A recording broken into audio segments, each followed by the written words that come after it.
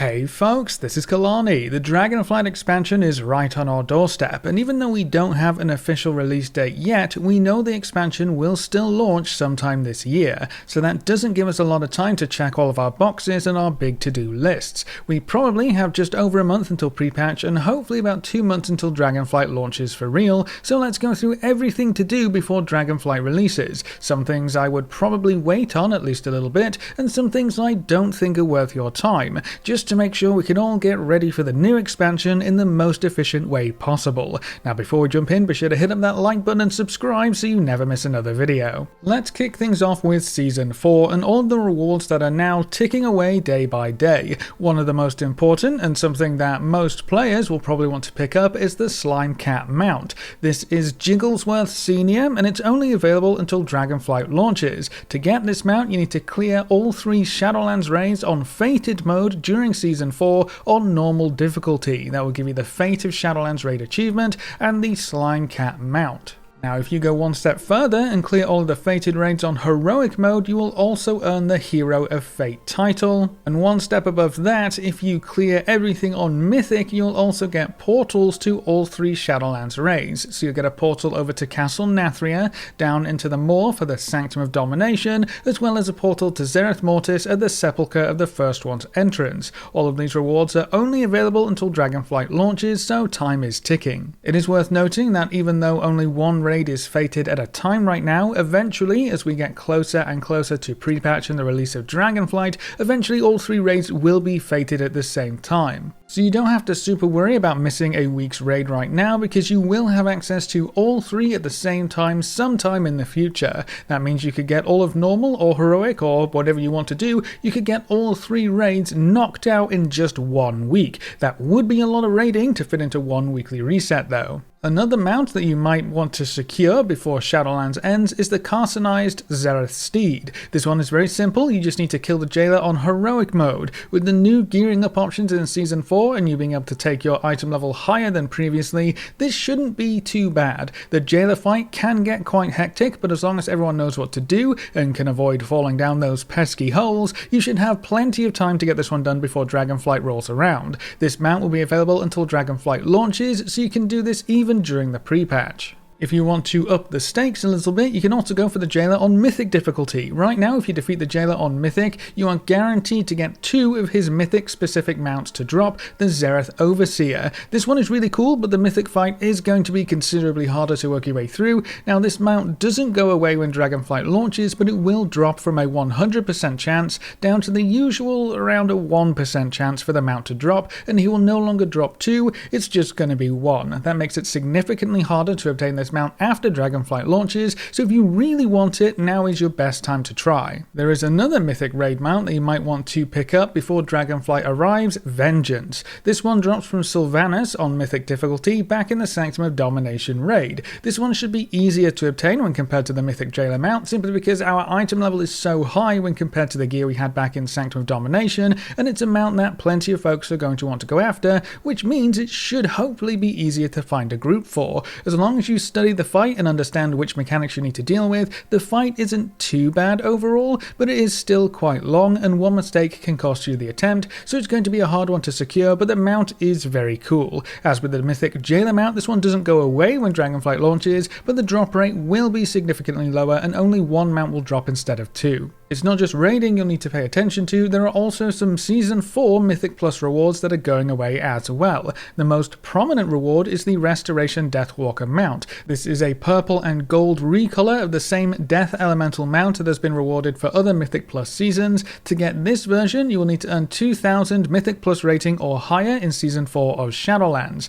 That works out to be about a plus 15 in all dungeons on Tyrannical and Fortified, if I remember correctly, so it's not too difficult to achieve. This season's affix also gives you a huge power boost throughout the entire dungeon, so the hardest part of most keys is actually getting started. Get to that 2000 rating mark and this mount can be yours. You can earn the Restoration Deathwalker until the Dragonflight pre-patch, so you don't have quite as long as some of these other deadlines. If you want to push your keys a bit higher, there is another reward you can chase after. If you complete a keystone on plus 20 or above, you can get a special teleport spell that takes you straight to that dungeon. Portals to these areas can be useful for all sorts of purposes, including just getting around the world faster. So if you're interested, you'll need to complete plus 20 keys of the current available Mythic Plus dungeons before the Dragonflight pre-patch arrives. You've got the same kind of deadline for all of the PvP rewards as well. This includes the Eternal Gladiator's Soul Eater mount, the Eternal Gladiator title, the Eternal Flux weapon illusion, and this season's set of elite PvP gear. Both of those last two can be picked up at 2100 rating.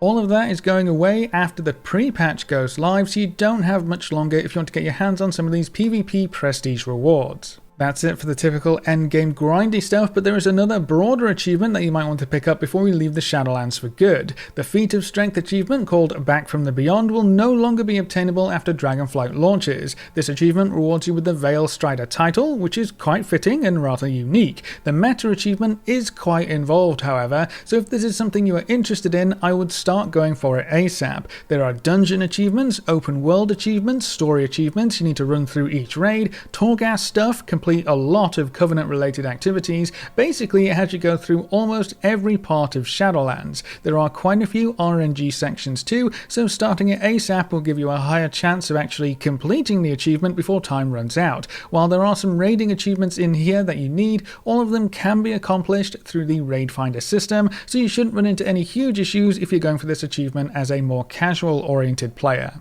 Now, something else that I always recommend you do before a new expansion comes out is to go through your bags. Shadowlands has been particularly bad in some cases when it comes to inventory bloat. There are a lot of little items that clog up huge sections of your inventory that you either won't need or just won't even be able to use as we head into Dragonflight. So it's a great time to sit down, comb through your bags and decide what you really need to keep going forward. Is that little buff item that only works in the Maw or only works in Zereth Mortis really worth holding on to? I mean, probably, let's be honest, but I'm going to try and convince myself to throw it away anyway. The Zereth Mortis specific materials can either be thrown away, sold if possible, stashed away in your bank, or you can work on actually using some of them, like for the Creation Catalyst. Whatever you end up doing with these items, just try to clear your bags out before the expansion arrives. We all know we're going to fill them up again just as quickly, but at least it will be with expansion relevant materials. From my time on the beta, I can tell you that there are just as many, if not more, materials to collect in Dragonflight, especially related to professions, so you will want as much bag space as possible so you don't have to stop partway through your fun adventures to decide which old Zereth Mortis junk to hold on to. No one wants their leveling to be interrupted by annoying bag management, so clear it out now. This also extends into your bank, and perhaps even your Regent's bank. I know I have some special things that I always love to keep in my bank, but Shadowlands has also kind of filled it up with junk that I didn't want to make a decision on earlier. When you run out of bag space in Dragonflight, and trust me, you will, you're going to want to turn to your bank to store excess materials. But if it's full of older expansion stuff, you just won't have any space. So try and go through your bank as well. You know, just in case you're holding thousands and thousands of uncommon quality uncut gems just like me. Yeah, I should probably do something about that. Make way for the thousands and thousands of uncut Dragonflight gems I'm going to hoard. Something else you can tidy up before Dragonflight is your quest log. If you love to do side quests, and especially if you're going to go hard into professions in Dragonflight, you're going to fill up your quest log pretty quickly. Why do we still have a cap on quests in the quest log? No idea, but it's going to be just as restrictive as it always has been. So if you dread running into that quest log is full error, be sure to clean up or empty your quest log before Dragonflight arrives. I'm going to be abandoning quests that I have no intention of completing, like some of the weekly stuff that I haven't been doing for a while now, some odd quests that I've picked up here and there, and then I'll finish the other quests that have rewards that I'm still interested in. Whether you abandon them or complete them, be sure you have a squeaky clean quest log ready to pick up those exciting new Dragonflight quests. Now, as we look forward into Dragonflight, it's also a great time to start thinking about what professions you might want to pursue in the next expansion. Professions are going to be very different going forward, and I know we've said that for pretty much every expansion recently, but this time they're going crazy with it. Professions have a new UI, there's a new quality system that means even if you and another chap are crafting the same item, yours can be better if you put more effort into it. There are also specializations that let you further hone your craft, so you can be a weapons specialist specialized blacksmith or an armor specialized blacksmith. It's really cool, but that also means your time and effort is rewarded. As I said, professions are going to be completely different this time around. So if you have an idea about what you would like to do, maybe craft weapons for yourself, or armor, or provide jewels or enchants or whatever else, my point is that professions will actually matter this time around. They won't be made completely irrelevant as soon as you can enter Mythic dungeons. I think more players are going to be interested in professions in general, partly because the dev team are actually putting effort in this time. They're a little bit more complicated, so it's going to take longer to get used to, and ultimately you're going to have a lot more to do, but they're also going to be quite powerful. Gear options especially are going to be huge from professions. You might even be able to make gear on par with the highest tiers of Mythic raiding gear, so now is a great time to prepare and have a think.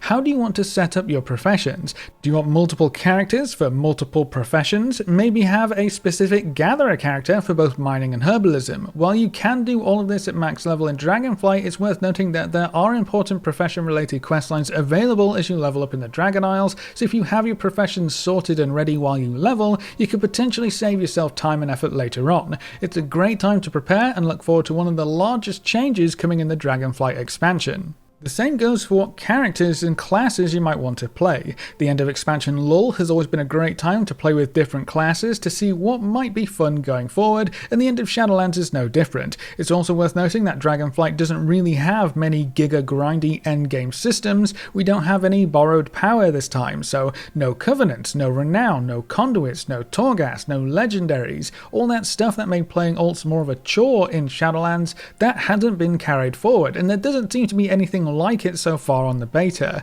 The dev team have also said time and time again that they want more features and systems to be account-wide in Dragonflight, so hopefully even if there is a lengthy grind, it will only need to be done once. So alts might be more fun in Dragonflight, and they're going to be very useful if you want to dive deep into the new profession system, so maybe have a think about which classes you might want to play, what you want to main, which alts you might want to level first, and get that all set up so you have a plan ready for Dragonflight's launch. Now I know a lot of changes are coming through with Dragonflight, which might make choosing a class kind of hard right now. After all, some specs and classes will play quite differently in the new expansion, but thankfully you can actually get a taste of what's to come right now. If you pop onto the public test realm, you can see the new Dragonflight talent trees and play around with all the baseline class changes too, so you don't have to wait for pre-patch or for the Dragonflight launch to see how classes are changing. Just hop onto the PTR and you can see it all right now. Now, something else that you might be interested in on the PTR are the new user interface options. Going into Dragonflight, the default UI is getting completely overhauled. You can customize it to your own personal preference and move almost anything around. The main reason I bring this up in this video is that it's also a great time to go through your add-ons and clear out any that you maybe don't need anymore. Maybe you installed add-ons specific to certain patches or raids or events or secrets or whatever it might be.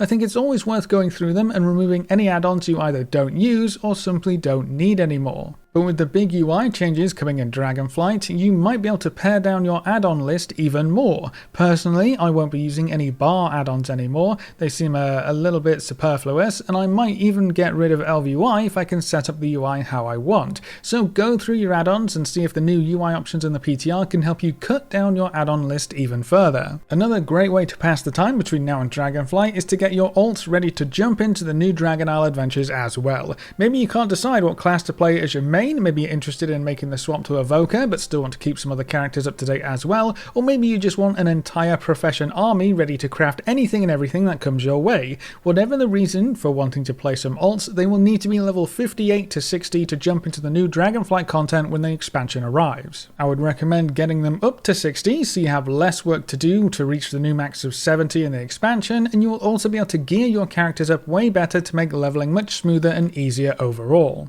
There is a little bit of an asterisk here though. Sure, you can level up your alts right this very second to get them all ship-shape ready to take on the threats that await in the Dragon Isles. However, we are currently expecting a huge change to the overall leveling experience of 1 to 60 when the pre-patch for Dragonflight arrives. Part of that leveling change is a massive reduction in experience required to level, about 60% less in fact, which means leveling up your ults in the pre-patch would be significantly faster when compared to right now, so you might be able to save yourself a lot of time and effort by waiting to level up your ults until the pre-patch arrives. That also gives you time to spend on some other things in this list, and when the pre-patch drops you can spend your time getting ults all caught up and ready to go. The pre-patch might also include an event that makes leveling even easier, so I think it's definitely worth waiting for if you have a lot of ults you want to level up. Something else that's relevant to your ults is gear, or I guess this could be relevant to your main character as well if you've been away from the game for a while. Should you gear up? How high of an item level should you go for? Is it really worth it if it's all going to be replaced anyway?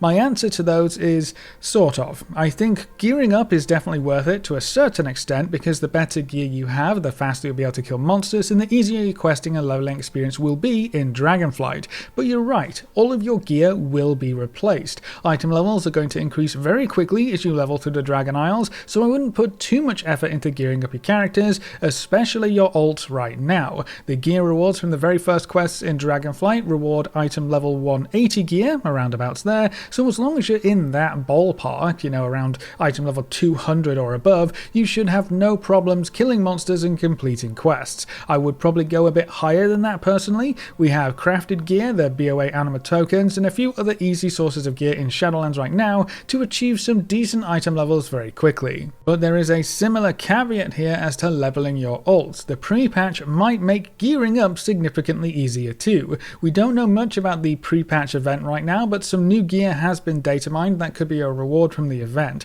The gear is currently set at item level 250 and can be equipped at level 58, making it the perfect option for catch-up gear. There has also been a vendor in previous beta builds that sold item level 252 gear for a new currency, though those vendors seem to have since disappeared. So it's all a bit wishy-washy right now, but the general picture seems to be we should be able to farm item level 250-ish gear from the pre-patch event in one form or another, and historically the gear rewards from these events have been incredibly easy to obtain. So I would also wait for the pre-patch to do any ult leveling or gearing, but when that pre-patch launches it's going to be a perfect time to get your ults all up to date and ready for Dragonflight. But if you fancy a break from retail WoW but still want to play some WoW, there is another option on the table. Wrath of the Lich King Classic has been in pre-patch for a little while now, and the expansion itself goes live on September 26th. So if you fancy a blast from the past, you can spend some time in the expansion where WoW was at its peak. It's a very different experience when compared to retail WoW as it currently stands. Whether that's a good thing or a bad thing is going to be up to you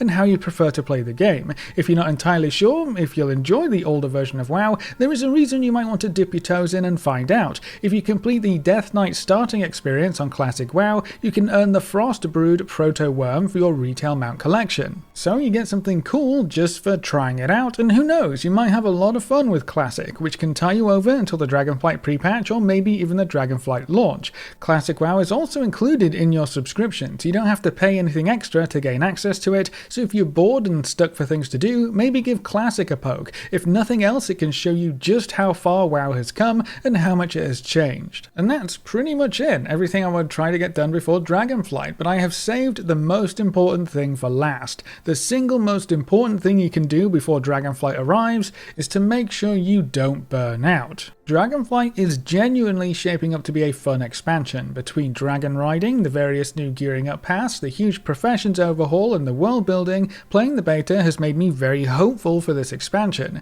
It's going to be a breath of fresh air after Shadowlands, so it would be very disappointing if we got to the release date and you were just burned out and super tired of WoW. Don't use up all of your WoW energy right now. Get the things done that really matter to you and then take a step back. Don't stress yourself out. Recharge those batteries so you can enjoy Dragonflight to the fullest, because it's going to be a much better experience in my opinion compared to anything you can do in Shadowlands right now. Focus on some smaller things, maybe go check out Wrath or play some other games for a little bit. We probably have about 2 months, maybe a bit more before Dragonflight comes out. That's plenty of time to take a breather, chill out, get a handful of things done and come back to the game refreshed and ready to soar through the skies on your brand new Dragon Pal. Now, as of this video going live, we still don't have dates for the pre-patch or for the release date of Dragonflight. I think we're looking at later October for pre-patch and late November for release, but I'm sure Blizzard will post official dates for those milestones within at least the next few weeks. So until then, we're not sure what our deadlines are exactly, but I would start working on things earlier rather than later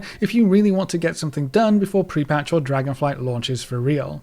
But that's it for this video. What are you going to be working on from now until Dragonflight? Leveling up that alt army, figuring out which professions you're going to master, poking your toes into Wrath of the Lich King Classic, or maybe just taking a break from WoW altogether? Is there anything that wasn't on this list that you think folks should get done? Leave all your thoughts in the comment section below. A big thank you to all of our supporters over on Patreon and to everyone subscribed on Twitch. You can see their names floating by on screen. If you want to see more videos like this, make sure to subscribe and ring that notification bell so you never miss another video. Thanks for watching, folks. Good luck and have fun, and as always, I will see you next time.